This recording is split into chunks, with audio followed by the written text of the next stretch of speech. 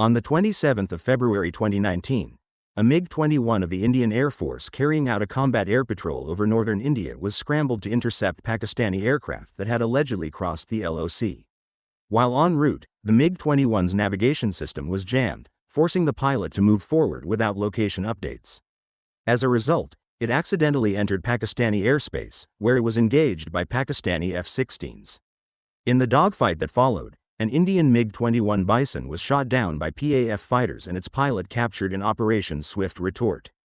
6 years later, on the night of the 7th of May 2025, during what analysts describe as the largest air battle in modern South Asian history, Pakistan intercepted the real-time audio of one of the 80 Indian aircraft participating in Operation Sindoor. The recordings revealed widespread confusion and breakdown of communication inside the Indian strike package.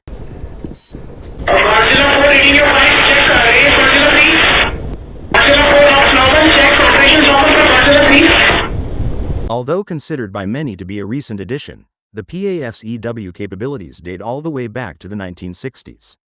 PAF Base Peshawar was an active base of operations for the USAF and US Navy to conduct ELINT missions over Soviet targets such as the Kapustan Yar missile test site. However, after the 1960 U-2 incident and repeated airspace violations by US spy planes, the Pakistani government shut down their operations. Subsequent negotiations led to an agreement in which the same missions would be flown by Pakistan Air Force pilots, while the aircraft would remain US-owned but carry Pakistani markings. As a result, No. 24 Squadron was raised on the 5th of December 1962 at Peshawar Air Base with 2 RB-57B Canberra spy planes. A couple of PAF-owned B-57B aircraft of No. 31 Bomber Wing were also fitted with an ELINT suite, and 40-inch focal-length cameras were provided to the squadron. Its manpower consisted of both Pakistani and US aircrew, with squadron leader Muhammad Iqbal serving as its first officer commanding. In 1987, the blinders were re-established and equipped with 2 Dassault Falcon Da-20 aircraft named Iqbal and Lodi. They were fitted with an electronic warfare suite and tasked with providing ESM and ECM support to other PAF squadrons. In various exercises, the squadron's aircraft have provided airborne early warning of intruding aircraft, as well as communications jamming, and radar spoofing. They have trained PAF pilots and controllers in degraded environments and delivered lectures on the capabilities of the Da-20EW variant. The squadron has been involved in almost all PAF air defense exercises, as well as joint Army and Navy exercises, analyzing the susceptibility of their systems to EW during international exercises such as Inspired Alert 94, Inspired Alert 95, and Sea Spark 95. The squadron's equipment was used to gather intelligence on radar capabilities and tactics of participating countries. The blinders also support PAF reconnaissance missions by providing protection and early warning. Over the years, with the help of China, the West, and its own domestic work, Pakistan has built a credible EW toolkit. The first high-profile use of this technology came in 2019 with the effective jamming of the communications of an Indian MiG-21, which subsequently stumbled into Pakistani territory, after which the rest became history. From that point on, Pakistan consistently used EW to take down Indian drones over the LOC, showing a capability even against advanced Israeli-made UCAVs. These capabilities reached a peak in 2025.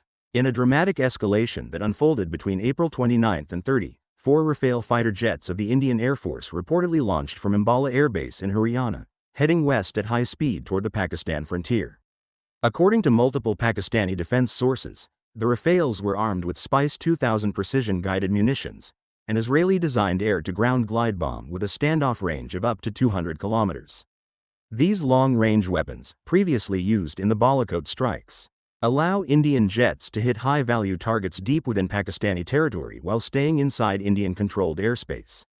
The high-speed ingress of the Rafales at 40,000 feet while carrying lethal payloads was perceived as an immediate threat by Islamabad. However, before any potential engagement could occur, the Rafales were reportedly blinded mid-flight by a coordinated EW operation launched by Pakistani defense assets. Jamming by Pakistan's electronic warfare assets rendered the Rafales' sensors, communications, and radar systems inoperative, Pakistani media reported. The electronic countermeasures severed all inter-aircraft links and disrupted their connection with ground-based command infrastructure. A French lawmaker later called for an overhaul of the Rafale's Spectre electronic warfare system following its alleged failure during these clashes. Marc Chevent, a member of the French parliament, cited analysis claiming that Spectre failed to detect or jam a PL-15E missile fired by a Pakistani J-10C using the KLJ-10A ESA radar. This engagement raises a major strategic question, he wrote, noting that the system neither detected nor disrupted an attack emitted in Spectre, now standard for low probability of intercept radars. EW was again used during the 7th of May air battle, with Air Vice Marshal Aurangzeb revealing intercepted Rafale communications during an ISPR briefing. And I have a audio from a Rafale formation that I will share. The call sign is Godzilla. As soon as those animals are extinct, so this one also got extinct. Please play. Godzilla 4 reading your mic, check raise Godzilla please. So he's asking whereabouts of his formation member. Godzilla 4 ops normal, check operations normal for Godzilla please.